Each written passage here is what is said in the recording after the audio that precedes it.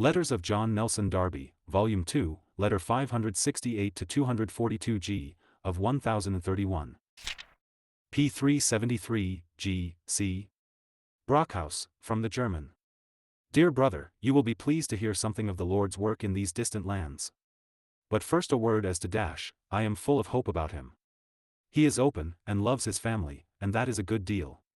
Pure unbelief hardens the heart and nourishes pride, and pride is never open. But the work will begin in the conscience.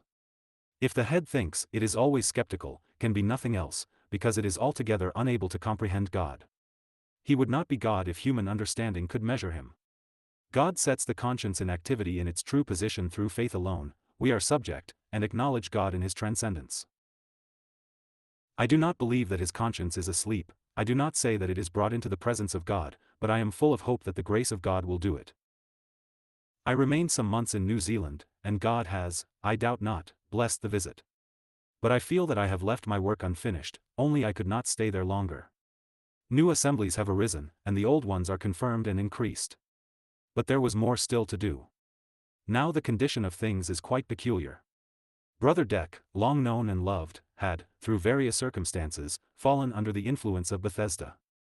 Much blessed in England and in New Zealand in conversion, of gentle spirit and godly, he had not the courage to investigate the matter, and fled. But it followed him, and he could not escape from it. A tract by his own son opened his eyes, and shewed him where he was, not only that he had abandoned the principles of brethren and denied the unity of God's assembly, the tract had shown this, but that he had lost his spiritual communion with God, and entirely forgotten and lost precious truths. He has, with most faithful and subdued spirit, openly acknowledged this. It was beautiful to read. God opened many hearts, and the intelligent brethren have almost all come back, except in 2 localities. He is himself very happy, and there are thoroughgoing assemblies everywhere, and new ones have arisen, some rather numerous. There was undiscovered evil in some, and all this was brought to light and put away. Our brother is encouraged and happy. But all is not yet done. The work is spreading in Australia, and there are some rather numerous conversions.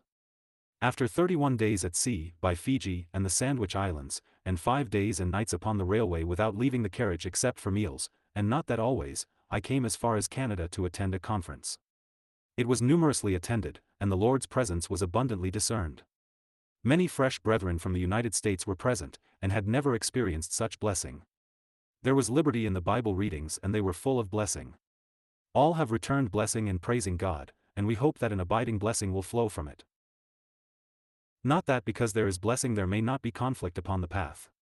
We have great cause for pain because an old brother, long blessed in Jamaica, is now disposed to embrace the doctrine of the Restorationists. Our hope is ever that he will be brought back. Those in his neighborhood have been warned, and do not accept the doctrine at all. The truth spread in an extraordinary way in the neighborhood, so that it is very sad. It was discovered at the right time. Thank God, God is ever faithful. For long as I think, God's guidance has been lacking. I relate what is sad just as what is joyful. Dear brother, I believe that the communication to brethren of all is strengthening, and produces more fellowship in the Lord, and much more with hearts faithful before God, not only to send bright accounts, but to share in the whole work of the Lord, to sorrow with the sorrowing ones, to rejoice with them that rejoice, to pray for all. What I fear for brethren is, the world, gradually does it creep in, without one's perceiving it. In general it is a time of blessing, and the work extends wonderfully. The enemy often enters by the back door, because we are occupied at the front door. There is one, his name be praised, who is ever watchful. My confidence is in him. He nourishes and cares for his assembly as a man his own flesh. What consolation! I can say, weak as I am, he is evermore everything to my soul. What else should he be? Hearty greetings to all the brethren. God knows if I shall see you yet again. I am not yet clear whether the work will leave me free to go to Europe, as I hoped, before the winter. There is much to do, and I am getting old. Only every year affords more and more the motive for praise and thanks to God, that he gives eternity to praise him more worthily. Your attached brother in the Lord. 52,242 G.